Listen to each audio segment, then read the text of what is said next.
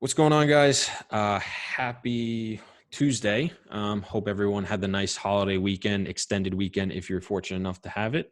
Tonight's going to be really awesome. Got my good friend Ruben on tonight. He runs an account and podcast called The Real Estate Experiment.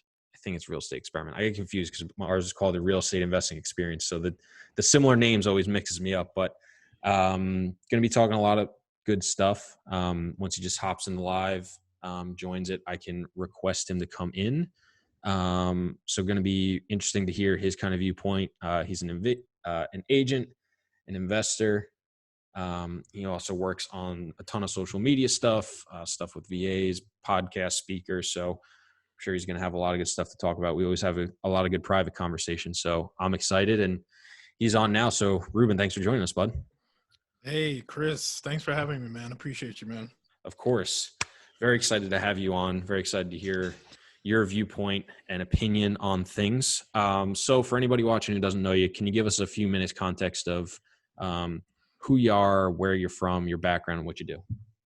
Yeah, sure, man. Well, I'm your brother from another mother, just like I am a student of the game, practitioner. You guys have seen me probably on the Real Estate Experiment, which I've had the pleasure of hosting, where I feature a lot of similar folks in our space. I think the space is so small, which is really cool. Yeah. I'm also licensed in out of Georgia. I'm a real estate broker out of Georgia, but I reside in New York. So I do a lot of stuff out of state. You guys know, if you're tuning in, my associates. Shout out to Dan. I see Dan from Canada.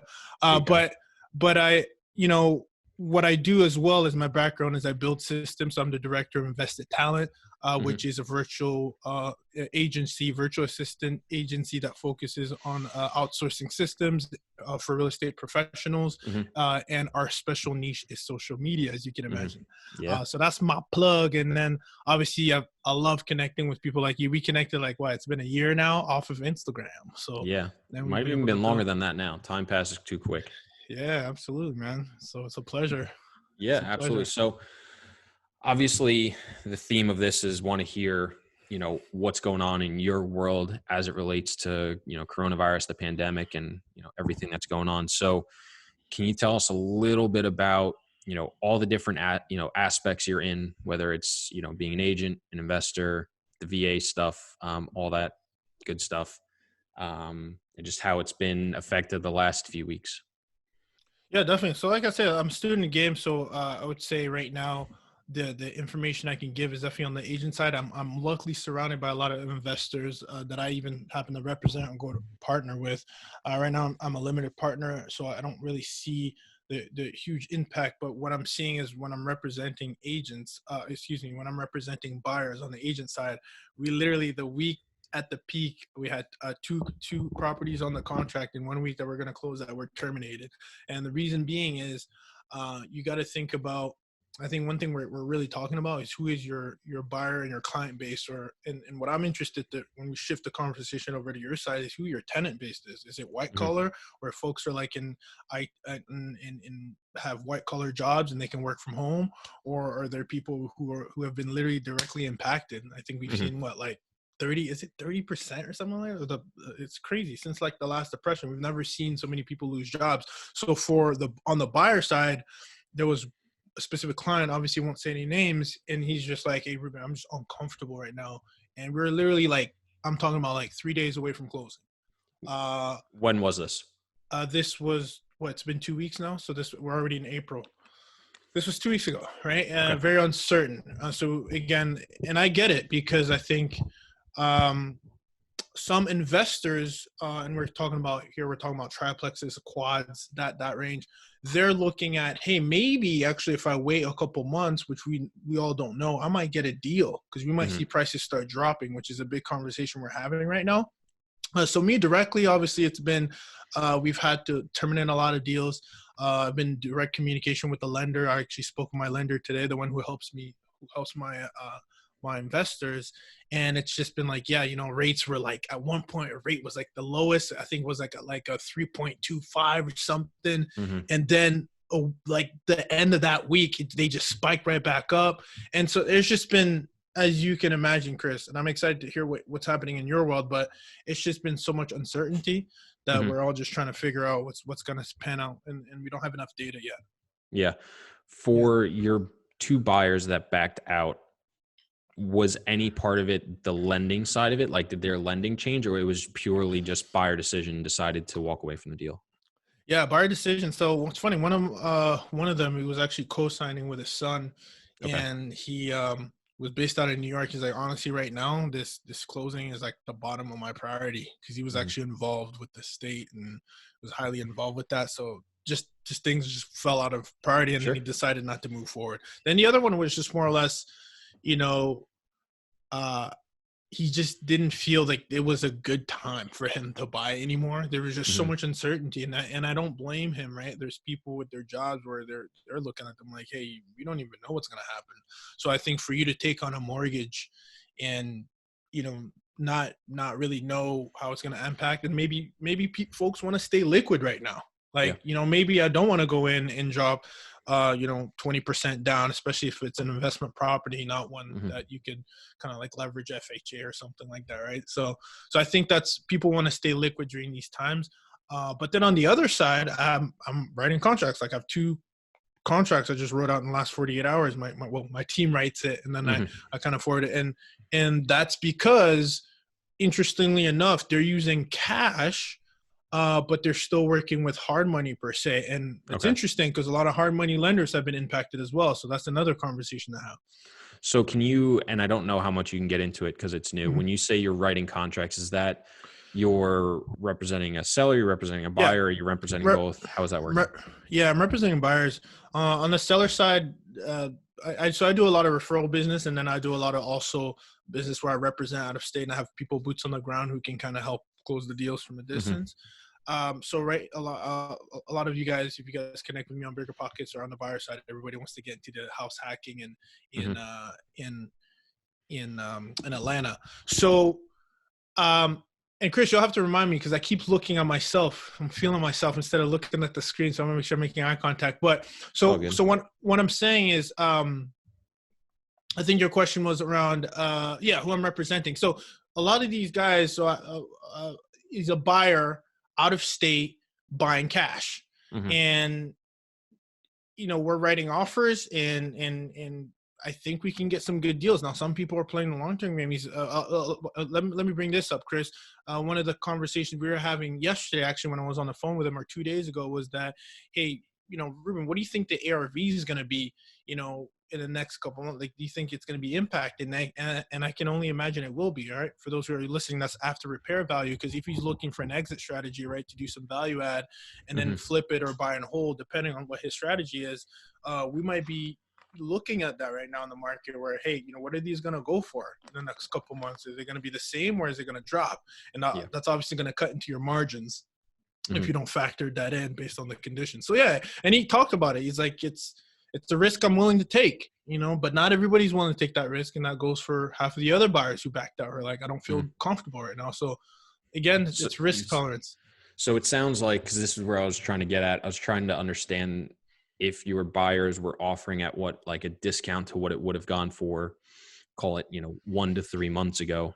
Do you think it's at a similar to value to what let's say that same property they offered on 3 months ago? Do you think it Mhm. would have been a very similar offer, or did your buyer offer, 5% less, 10%? Like, Yeah. what do you think high level? So right now, I'd say you can afford to go 5% less, just because Hmm. it's still early on. However, I will say, if you are a seller and you put your property on the market and you see what's going on and you don't know what's going to happen, I'm thinking buyers or let's go back to the seller side. Sellers are going to be more open to negotiating a price lower because they don't know when that next buyer is coming, Hmm. right?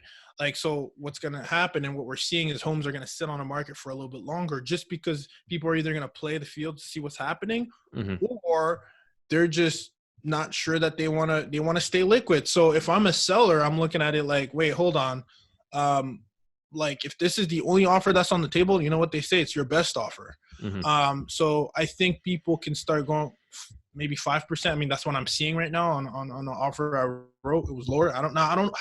Look, it all depends, right? Because these people are trying to buy homes at a discount. So it all depends what your, I think, what's the motivation of the seller. I think that's really important. So, No, it's definitely important. I know, there's some report I saw that a ton of residential, so 1 to 4 units, listings have dropped significantly. Like a lot of people just pulled stuff off because they weren't getting the prices they were. And I don't remember what look. I think it was nationwide, but I don't remember. mhm. It was just something I saw at a glance. So everybody, make sure you go double check that. But I know it's interesting where you're talking about things staying on the market longer. I don't know if you've seen this in other locations, but New Mhm. York for rentals and sales has removed the number of days on the market from listings, to kind of alleviate some of that. Removed as in like undisclosed? So it literally says when you look at listings, it says like number of days on market removed because of coronavirus or something like that. Oh, that's interesting. Yeah. That's So interesting. obviously they don't want to be penalized for, if you're advertising a rental or a sale Yeah. and, the average listing time is, 15 days or 30 days or 45 and yours is on there for 90 days. You don't want to be penalized for that because the market changed. So it was interesting to see New York did that. I don't know if have they done that in any of your areas or no? No, the only thing I can say that I've seen the change is the stipulations, right? Like people are like, there's for those of you who might not be familiar, stipulations is just like something you put into a contract. There's now new stipulations around COVID-19, which is Hmm. practically saying like, listen, if the lender last minute, 48 hours before closing, just literally goes bankrupt, I'm not liable for this purchase, right? To Hmm. literally protect the buyer, which I think is good, but I think it just again throws another curveball in the uncertainty. Shout out to Joy Brown. We got to connect very soon. And yeah, I think it just throws another curveball in that uncertainty that we don't know what's going on, right? So, Hmm. so yeah, it's look. I'm very look. Last time we had this conversation, maybe you don't mind if I'm sure you got some questions for me. Go But for it. look, you're the man here. Like I'm very curious because you don't get enough, love for all the education you put out there. You're Sorry about that. I just got a call. I got to turn It's all on my good. stuff on silent. Don't worry about it. We're still good, right? Yep. So yeah, one of the things that I want to we started talking about this 2 weeks back when we said we should get on a call. Is I'm very curious when you're working with larger multifamily, like Hmm. I want to know how are you guys pivoting with this because and I did and I did put a comment which I think you may have missed because he's putting out so much good content. So I love him. I want to talk about it right now. There's a guy who told me on the financing side that okay, the lender will look all the way up to like obviously they'll look at your T12s and all that, but they'll obviously look at the last 2-3 months as well to see how relevant things are. Hmm. Considering that COVID-19 is maybe I don't know, I don't have the numbers in front of me, but the vacancy rates are going to increase because we know when we're talking more than 4 units, right? Before I was talking about 1 to 4 units, now we're talking commercial on your end. Hmm. The net operating income is the value of the property is driven by the NOI, right? Hmm. So are we seeing like I'm very curious. I have no idea what the answer is to this, but like Hmm. are property valuations dropping right now? Like is that the reality?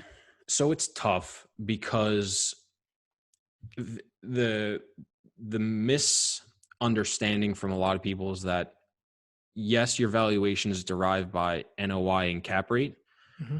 but your cap rate changes based on other factors. Your price per unit does come into play a little bit. So it's not always like, hey, this is a 6 cap market, your NOI is 100,000, your value is blah. It doesn't always necessarily work that way. There's a lot of things that come into play, like how much value can you add to a property? Where's the location of the property? What's the risk? Things like that. The biggest problems I see right now is like you're alluding to, debt is so crazy and it's changing day to day, week to week right now, that it makes it very tough to buy a property with the same margins because you don't know where your debt's going to shake out. So for example, Freddie and Fannie just put in place for commercial loans less than $6 million. You have to have 18 months of principal and interest payments as reserve day one in a bank account. So you got to fund extra. So, Wow. I was talking to Anton the other day and Mm-hmm. he was doing a 24 unit. I think he needed he was raising like $800,000 Yeah. in equity and he was getting like 70 or 75% LTV. He got hit with that because he extended into April and he had to raise an extra $100,000 Right. So for that's 18 months of payments. So, his equity just went up 12%, which is a huge jump. Yeah, that he has Um, to come out of pocket with. So yeah. essentially, So people are putting down more money, right? yeah. So you got to come out now. What happens is if you hit certain debt service coverage ratios Hmm. for 2 consecutive quarters, you'll get the remaining balance back, but you've still got to come out of pocket with that money initially. So what does that do to valuations? It obviously hurts them, because if I've got to come up with 12% more equity on every deal I go to do now, my returns are going to go down.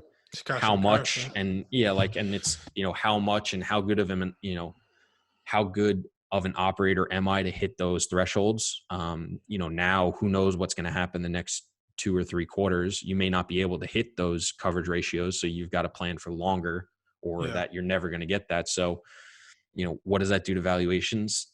I don't really know. So it's really tough to say. It's also just the amount of capital out there isn't great right now. So anything for us, anything that wasn't already under contract or in the process of selling, Yeah. where we've totally put on pause the option to sell the property, because we just don't think the buyer pool is there right now.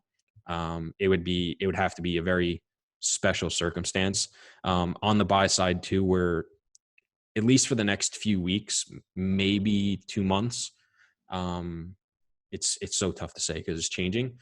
We just have no idea what our debt's going to be and what it's going to look like. So how am I supposed to go to investors with any sort of confidence and tell them, hey, not only do I not know what's going to happen for the next Yeah. 9 months for projections for income and expenses, I'm not really certain either what's going to happen with debt, because I've heard that even if a bank gives you a commitment letter, it's so uncertain. They're going to tell you, hey, here's a commitment letter, but I can't promise you this is what it's going to be. So it makes it very tough to go out and buy any sort of leveraged property right now, unless it's for a very steep discount to the market. So that's what I see. So any deal that wasn't already in the process of selling or under contract, Mhm. I think it's going to be, unless there's some sort of debt quote attached to it. Like sometimes you'll see properties sell with a quote attached to it. Yeah. Um, and somebody believes that, I think it's going to be very tough, or you're buying all cash. So right now, I think the amount of transactions is going to go down substantially, not in the next couple of weeks, because there's already a lot of properties that were under contract. We actually just closed on a property today. We were under Oh, contract on it for nice. 4 months. Yeah. So finally got that one done. Congrats. But a lot of those deals are going to extend, and I don't think a lot of deals are going under contract now. So you're going to actually see, say, 2 to 3 weeks from now, and then depending upon how long this goes, you might see a 2 to 4 month gap of where just transaction volume just falls drastically Dips, right? in multifamily. I can't really speak too much Yeah. for other spaces, but that's kind of what I'm seeing right now. So when you said, I'm glad you touched on this. You said commitment letter. Is that in Mhm. our world, like, because I was just talking to my lender about this, about people who want to float their rates, and they're like, literally, they've floating a rate on the residential side is like when you lock in your, depending, some lenders will do it differently, but you'll lock it in, and sometimes you can lock it in 90 days out, Mhm. and now they're doing like 30 to 45 days, like way shorter, just because everything's fluctuating. So for the lender, it might be more profitable for them to not allow for you to lock in at a certain rate, just because things are going up and down, right? uh what does that look like on the commercial side when you say commitment letter? Is that at what point of the phase does that happen? Like, is Yeah, that it's when you're it's like under basically contract, or is that like when you got yeah, an it's LOI, or? yeah. I mean, obviously, whenever you go under contract on a property beforehand, you don't have any sort of commitment letter. You are talking with a broker, or you're talking with lenders directly, and you have a very good idea of what it's going to be. But you don't necessarily have a commitment letter. At least we don't, and a lot of people I know don't. Hmm. There could be other ways of doing it, but and then it's when you go under contract. We go through some sort of a broker, so we get several term sheets from the different lenders. Then we'll negotiate contracts and commitments letters and stuff like that, and it'll be good for so long. Yeah. I don't necessarily understand what's changed in the commitment letter, but there's not a lot of recourse for lenders on these things. If a lender decides to back out at the 24th hour, they don't have, it's not like if you're buying a property, you put down a deposit, you come out of pocket for money. And if you Yeah. walk away, a lot of times you lose that deposit plus, lawyer fees, travel, attorney fees, accounting fees, things like that you might have had to do, title, insurance, things like that, you may have to come out of pocket for. A lender, the buyer gives the lender a deposit. So it's almost the inverse. So if they decide to walk away, they just give the deposit back. They don't necessarily have any recourse unless you want to go after them and sue them. And I don't even know if that's possible to win or not. So it's just like, I think a lot of people don't have confidence, and the banks are basically saying like, hey, just because we tell you we give you a commitment letter doesn't mean we're not going to come back to you and tell you it's going to be changed. So I haven't spoken to a lot of people directly in the debt world. I need to pick up the phone more and call some more people to understand it. Yeah. It just hasn't been top of my list because we've basically taken our foot off the gas pedal right now of like, hey, unless it's a really heavy lift, a really great opportunity, we're not buying a, 1970s, 1980s, 90% occupied deal for a 5.5 cap in any of the markets. Like it just doesn't make sense right now. So, Yeah. And anything with a steep discount will get financed at some sort of acceptable level. So, haven't really had those conversations. So I can't give you too much information, unfortunately. No, that's cool. That Mhm. sheds a lot of light, actually. I'm wondering, what about on the day to day, right? So, what do you? I know, follow like Brandon Turner from Bigger Pockets. He had a really Mhm. nice video the other day about like what he was doing and kind of like running your business and still letting them know that hey, rent is due, but how to like bypass like what. I mean, again, if you can't disclose some of these things, that's completely fine. But like, what are some things maybe you're seeing like Mhm. that you're seeing as an asset manager? Like, what can you guys do and what kind of terms are you guys putting together to like help your community? Yeah, for sure. So for our properties that we own, so I'm going to go through this very quickly. John and I actually did a full podcast episode, Oh, just the two nice. of us, just talking about like coronavirus and stuff at like Yeah, close to the end of March. And we actually go into this in depth. So if anybody's watching, they want to go more, it's the real estate investing experience. You can go check it out. I think it's episode 39. nice.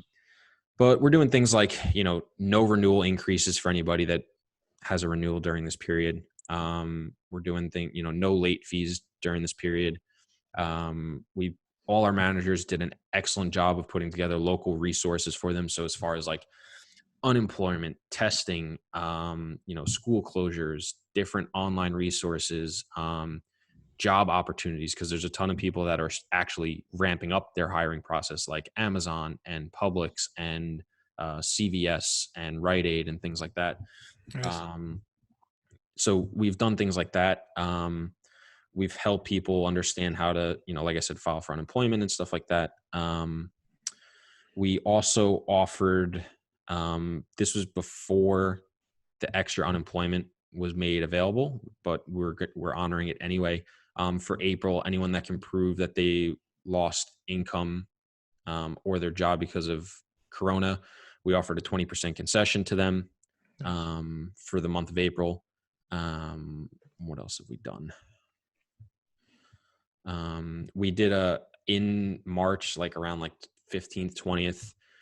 We did a deep dive into our tenant base and like what industry they were in. And we found like, depending upon the property, but 15 to 20% of our tenants were like, we felt we're at a high risk of losing their jobs. So retail, Yeah. hospitality industry, stuff like that. So obviously not ideal, but that's pretty good. If, shit hits the fan, Yeah. 20%, we can pretty much absorb that. And just doing things we can, like we implemented social distancing for our own employees very quickly. Nice. Maintenance went to emergency only. And then obviously we went to work from home. So, we're just trying to keep up with all the guidelines as we can. Absolutely. Trying to ease some of the pain for people. Some people ask to go to month fee if, for whatever reason we are a month to month lease, and we're doing it on a case by case basis. But if we approve it, we're waiving the month to month fee. So they'll just stay at their current rate. Good for you, man. So we're trying to do what we can. And, obviously we're still telling everyone, hey, rent is due. But if for whatever reason you're waiting for unemployment or something, come and tell us and we'll work out some sort of payment plan structure where we'll either, amortize it in, or when your unemployment gets in, you can pay it off. All the areas we're in, and there's, an eviction moratorium anyway. So it's not like there's much we can do from that standpoint, which I think is a good move just morally Right. anyway. Right. But, we're just trying to work with people and make them understand that, a lot of people think that because they can't get evicted, they don't have to pay. And we're just saying that's not the case. As soon as this becomes available, you signed a rental contract. If you don't, this is the consequence. So just making people aware. And so far, our last update was, I think the numbers we got was as of the 10th. And I think about 30-40% of our properties were right on pace for our average collection numbers from previous months. About the rest, except for one property, were anywhere from like 2 to 8% below average collections. So not far off. I would say the average across those is probably about 4 or 5%. And Yeah. then surprisingly, we actually had one property that was doing better than previous months on where we were at for average collections. But it's a unique case because it was a heavy lift, big turnaround and improving the property. So that's an outlier, but it's just funny to mention. So we're doing little things to try to do what we can. And, so far April's been, better than a lot of people expected. Yeah. No, that's key, man. That's good for Yeah. you, man, for doing that. I mean, that's at the end of the day, you're doing it for the community, right? I mean, those are the people holding down the portfolio. So it's good to hear you guys are taking some good action, man. So kudos to you guys. I mean, we're doing things like look at there's the payroll protection plan we're currently working to apply for. We're talking to all our lenders about, what our forbearance options are if we need them. Mm-hmm. We've only done it on one because they just gave it was a local bank handshake agreement to go 4 months deferral of payment and 2 months of interest only. So that was good. So just, here and there, just week by week, day by day, doing what we can. Yeah. That's interesting. Like, I always wonder, like, that might be good for the banks to anybody. I think any business right now is a good opportunity to show your genuine like concern for people to I think for the long run when things get back, I think people remember you through the hard times. So To a certain degree, yeah. I mean, there's only so much goodwill. You can't give out goodwill. Yeah. If your business closes, you can't give Yeah. out goodwill. And that's the whole thing every small business is fighting right now. It's, Staying afloat. I was watching a video of somebody the other day, New York guy, had a small business, does like computer repairs. And he was just talking about different things. And one of his things was he said he has 12 employees. And he said he has a few that were like at risk. And this was still when he was working from the store, but he put in like a ton of measures and he was talking about them. And it was actually a lot. But he said he went to his employee and said, hey, look, you guys can all tomorrow take, paid time off as you're allowed and, all this stuff. And I'll have no workers for 45 days. He said, you can all do that. That's fine. I can't stop you. There's going to be no business for you to come back to in 45 days. Yeah. So either, let's sit down and figure this out. I'm not saying you have to do one thing or another, but just understand that if you guys all decide to do this, you also all don't have jobs in 45 days and I don't have a business in 45 days. So I thought it was really interesting to hear that. So it's like, you've got to weigh up the money side versus the goodwill side and, strike a good balance. Yeah. No, secure the bag. That's for sure. No, I hear you. So can you touch a little bit on, obviously being on like the agency side and the virtual side of things, have you had a lot of conversations with people? Have you seen a lot of people becoming more interested in it? Have you seen an uptick in business? Like, has there been any play there or it's kind of been status quo? No, or has it been a dip down? I'm curious. Honestly, that's been my main key takeaway. Is like I'm a big fan of being an entrepreneur and an investor, and put the two together. And one thing that I'm really thinking of, not only is it a time to double down on business, but yeah, we got new clients, right? Like during this time, and so I think it goes without saying when you talk about diversification, I think it's a good thing for you to even look at in your business. Like, do you have avenues where you can bring revenue in through online mediums? And I think there's a lot of opportunities. That's what we have the agency to do that. And so, yeah, I think that the key takeaway, like business has been picking up, if anything. which is exciting. And I think that's the goal. Like if you're on this call and you're listening, if we can connect. I mean, if the goal is to like, how can we help you? Maybe this is a good time for you to work on some systems or work on an offer, which what we're doing internally Mm-hmm. to continue to add value online. Because I think even calls like this, it's just to test. It's my first. Well, I've done live before individually, but Mm-hmm. this is I'm learning, right? And I think there's opportunity to do that. And whether maybe you're looking to inform your people and you're looking to raise capital with them, continue to have this relationship. You don't have to cut things off for a long time. So yeah, to answer your question, yeah, things on the agency has been good. And I think that's a good key takeaway item for me. Gotcha. Cool. Yeah. Can you touch a little bit on like the personal side, the local side of things? Mhm. Where are you and what do like what's been going on in your area? How do you think the area's been handling it? How are you holding up? Are you doing anything to kind of stay sane and active that's different from the norm? Stuff like that. Well, I'm doing this, man. I love being on calls, and I think that doesn't stop. It's so funny you ask where I'm at. Yeah. So currently, originally, I'm based out of New York, and I do Mm-hmm. stuff in Atlanta. It's funny. I was gonna go to Atlanta to visit family, and then I was like, no, that's probably not a smart move. My folks were like, no, stay back. So then I ended up going to Boston with my significant other. Her family is here, and I used to live here in Boston. So we're in the suburbs.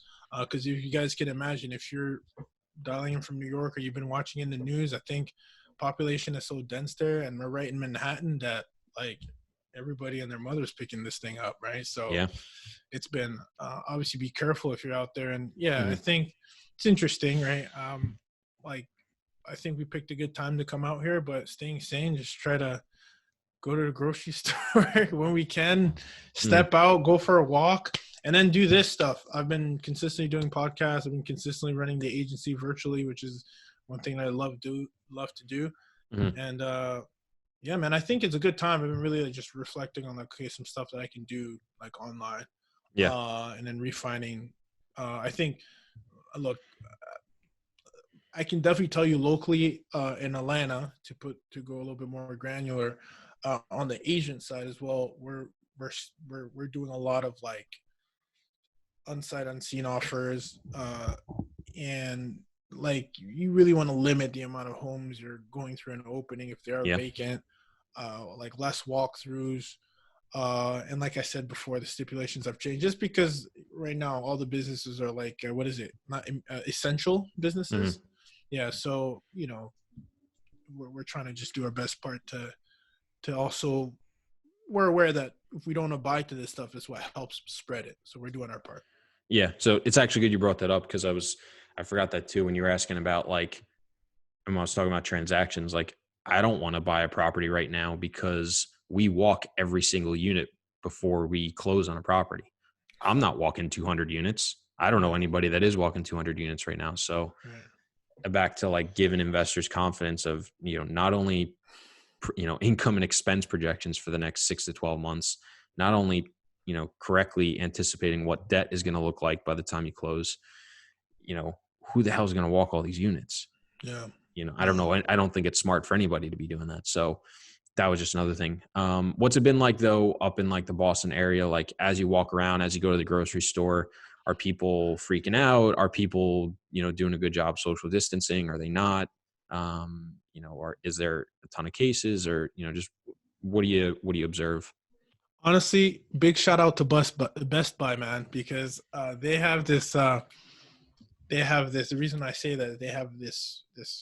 You can't go in. It's order online, but pick up curbside, and they Mm-hmm. have a really good system. And I needed it because I'm like, I needed an extra monitor. I came with my mic, yes, but I Mm-hmm. needed that.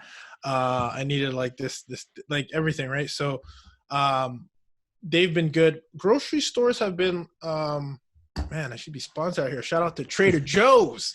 Trader Joe's is Love real, Trader man. Joe's. Yeah, and they got it out here, but they got a good system, man. They're like cleaning the carts and everything. They had like some tape on the ground and stuff like that. I think people have been doing the part. Like, you're gonna see a lot of people with masks on right now, Mm-hmm. which is good. I haven't gone when it's been packed. I know that they had like hours for people like the elderly to go early and stuff like that. Mm-hmm. I think in a few different places. But I'm out here in small Lexington, man, right outside. So it's kind of like low key neighborhood. It's pretty good that way. And I think that was the best decision I made. I literally was on the fence. This was like can already say it's been a month back. I was like, oh, like I was gonna go to Boston. I remember you Same. and I were talking. You're like, oh yeah, like maybe I won't. Then you decided to go. Yeah. I think back where home is, but yeah, no, I'm glad I did. And the environment's been chill, but it's been quiet. We had a few nice days where we were stepping out and walking outside and stuff. But yeah, for the most part, man, it's been low key. Just trying to keep the momentum going with the online stuff. Awesome, man. Yeah. Yeah, good stuff. It's been similar for me. Gross. Like I haven't seen any like crazy. Like some people were saying, like the mad dash for toilet paper or like Yeah. lines out the door. I haven't really experienced that, but I'm an hour and a half outside. Manhattan.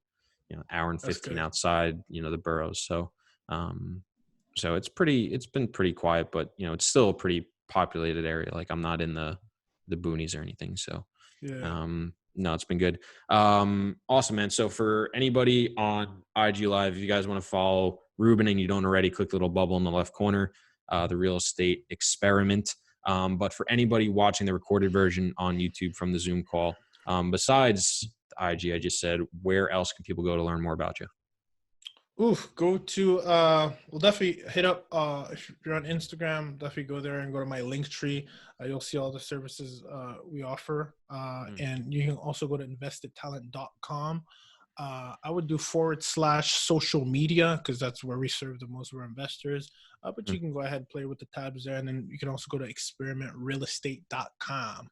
And then connect with me on there. My biggest thing I would say is just slide in my DM, man, because that's literally, I'm very active on there, so I'll probably be able to holler at you. Yeah, And, guys, and definitely go check him out. I've been working with Ruben now as a client for, I don't know, was it 4 or 5 weeks now? It's been awesome. It's been really good. He's been teaching me a lot, learning about processes, systems, working with people virtually. So definitely worth it in my opinion. So thank you for doing this so much. Can you leave everybody with a final thought, word of wisdom, advice, mindset, something to kind of just leave us off? Yeah, I would say, look, I think it's mindset. I think we can't forget that we've gone through this kind of stuff before, right? Like if you look at the Spanish flu back in I think it was in 1918 or something like that. You got it. There you go. Kid knows his history. I mean, yeah, man, we've gone through this stuff. So I think it's important to take this very seriously, but also have a positive mindset of that. We've seen 2008, we've seen we've seen this happen before. Obviously this is a pandemic. This is serious, right? There's some things we've never dealt with, but I think it's about adapting. And if you can adapt, I think this is a good time to adapt right now in your business. I'll leave you with this. I think Ty Lopez, said this. He was like, when you win, you celebrate, but when you lose, you ponder. And I think this is a good time. Like I had a few properties that were under contract. I had a mentor I was on a call with. He's losing like 4.5 million because he does like stages. Like he does like literally public speaker and all that stuff. So I think you put that into perspective. Okay, everybody lost, but who's pivoting the quickest? All right. Yep. Where are opportunities to help people? And that's where my mindset is. And I would encourage you guys to do the same thing, because we're at the end of the day, if you're an entrepreneur, if you're a real estate investor, you're a problem solver. So on that note, let's build, man. Love it. Love it. Ruben, thank you so much, guys. Thank you so much for watching. Be sure to follow him and check him out. Have a good night. Likewise, man. Thanks, Chris.